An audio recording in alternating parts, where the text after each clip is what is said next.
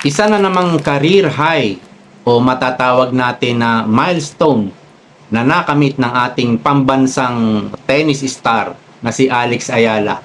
Umangat yung kanyang seeding from 25 o number 25 to number 17. At itong pagtaas ng kanyang ranking points, gaano ba ito kaimportante? So yan po ang pag-uusapan natin.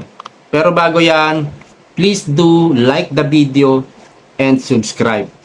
So ito po ipapakita ko sa inyo itong live ranking. Ayan, top 20 pa rin si Alex Ayala. May nakalagay na 21, ibig sabihin po niyan ay 21 years old. PHI Philippines, at ito yung kanyang points 2,216, at may nakalagay na plus 111. So ito po yung nakuha niya sa Toronto. Nagkaroon siya ng additional 110 points. At dito sa Cincinnati, ayan, nakalagay R64, meron po siyang first round bye. So mamaya ipapaliwanag natin kung paano niya nakuha itong 110 points. Mahalaga po itong pagtaas ng kanyang ranking points at itong pag-angat ng kanyang seeding, no? Dahil dito po sa Toronto National Bank Open, siya po ay seeded number 25, no? Patungo po ng Cincinnati Open, siya na po ay naging number 17. Ito po ay isang malaking tagumpay at milestone nga sa kanyang profesyon sa karera ng WTA 1000 level, no? Ito po yung mga dahilan, ano? Ang number 17, ang pinakamataas na seed na nakuha po ni Alex Ayala sa isang elite WTA 1000 tournament. Bunga ito ng kanyang tuloy-tuloy na magagandang nilaro niya. Kabilang ito yung kampyonato sa Mubadala DC Open, sa WTA 500, at round of 16 finish niya sa Toronto na nag-akyat sa kanya sa world number 20. Dahil pumasok siya bilang isa sa top 32 seed sa Cincinnati Open, isang 128 player draw field, nakakuha si Ayala ng automatic first round bye. Napakahalaga nito dahil makakapagpahinga siya at makakabawi siya ng lakas matapos ang siyam na sunod-sunod na laban na nakalipas na 2 linggo.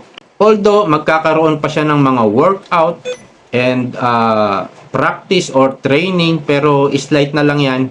Mahirap kasi talaga yung isang buong laban. Yung isang buong laban talagang sobrang nakakapagod yon, lalo na kung siya ay lumaban pa ng umabot sa siyam na sunod-sunod. So talagang mayroon nga nag-comment o isang commentary na black people na si Alex Ayala ay drained. So parang exhausted talaga ang kanyang katawan. So bilang number 17 seed, maiiwasan niya muna ang iba pang seeded at top rank players sa mga unang round ng torneo. Makakatapat lamang niya ang mga kapwa seeded players kapag nakatapak na siya sa mga huling bahagi tulad ng round of 32 o mas mataas pa. Ito pong Cincinnati Open ang huling malaking warm-up tournament bago ang huling Grand Slam ng taon, ang US Open sa New York.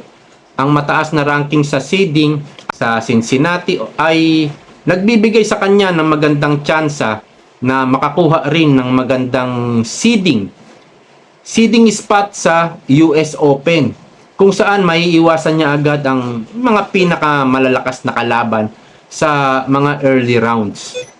At dito naman po kung paano niya nakuha itong 110 points.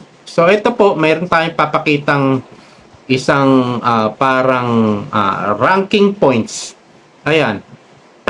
Cincinnati Open 2026 points. Ito po usually ang nagagarner na points sa mga WTA 1000. Ayan, mayroong champion, runner-up, semifinal, quarterfinal, round of 16, round of 32, round of 64, first round. Yung mga seeded player na nakatanggap ng first round bye, automatic magkakaroon po siya ng 10 points. Ayan, dito po sa bandang baba. First round, tapos may nakalagay na 10. O, automatic po yan, meron na silang 10 points. Ngayon, dito po sa round of 16, magkakaroon ka naman ng 35 points. Alright? Dito naman sa round of 32, magkakaroon ka ng 65 points. Kapag nakaabot ka naman sa round of 16, magkakaroon ka naman ng 120 points. Ngayon, bakit 110 points lang ang nakuha ni Alex Ayala?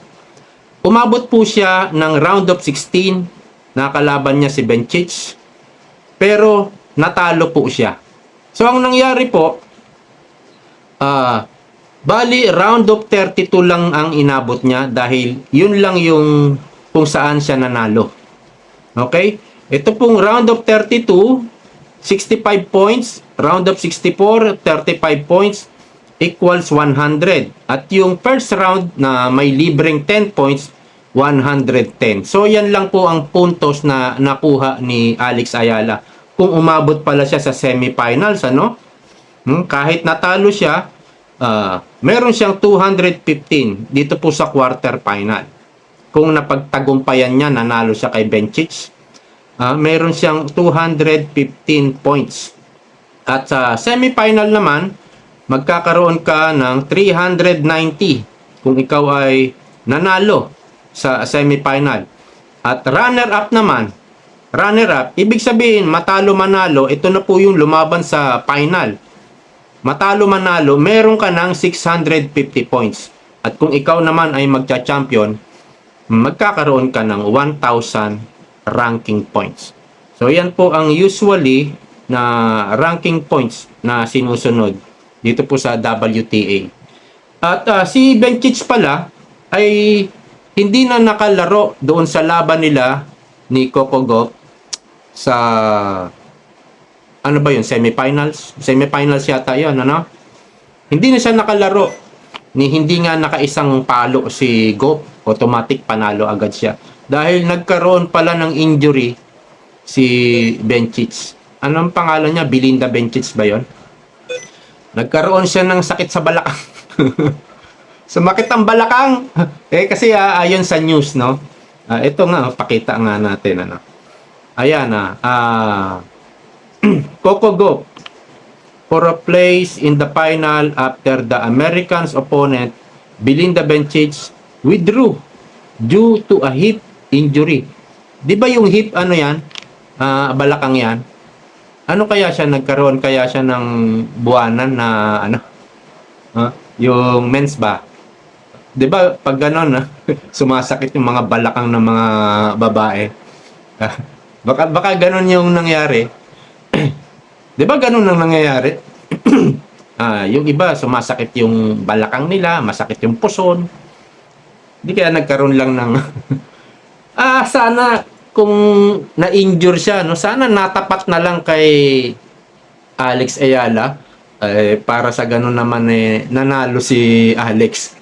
Dahil pareha silang injured. Si Alex, kaya naman maglaro. Kaya lang wala sa 100% fit shape si Alex Ayala. Dapat pala nataon na lang kay Alex Ayala yung pagsakit ng hip. Tama ba yun? Yung balakang hip ba yun?